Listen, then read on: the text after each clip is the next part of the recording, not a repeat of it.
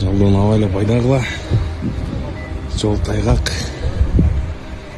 Көрдүңөр, бул жерде Toyota деген машина экен. Жаңы ачылган жолдон четке чыгып кеткен экен.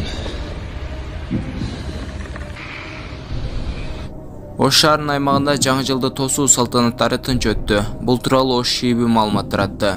Ага ылайык калаада өзгөчө оор кылмыштар катталган жок. Ош шаарында жалпысынан 28 окуя жана кылмыштар катталды. Бул окуя менен катталган кылмыштар жаңы жылды тосуу салтанаттарына тиешеси жок. Алардын 24 фактысы изи суу электе ачылган деп жазылат маалыматта. Белгилесек, милиция кызматы күчөтүлгөн тартипте кызмат өтөөнү улантууда.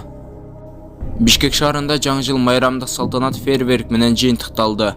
Бул тууралуу кала мэриясынын маалымат кызматынан билдиришти.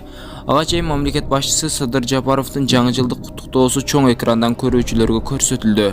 Иш-чаранын алкагында шаар тургундарын жана конокторун кала башчысы Эбилбек Абдыкадыров куттуктап, жаңы жылда жаңы жетишкендиктерди жана ийгиликтерди каалады. Белгиленгенде, кала тургундары жана коноктору үчүн уюштурулган кеченин алкагында маданият өкүлдөрү тарабынан жаңы жылдык маанай тартууланды. Алардын катарында Динара Акулова, Нурлан Асип, Аваз Акимов, Айдан Атека, Умар жана башкалар болду.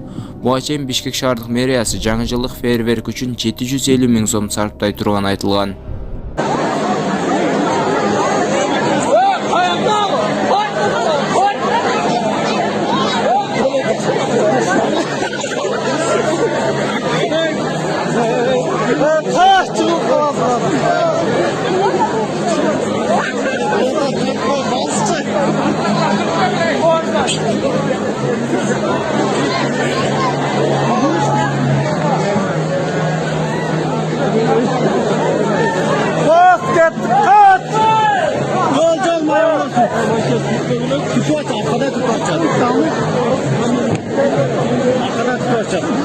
Kaç çıkıp kalasın lazım, kaç!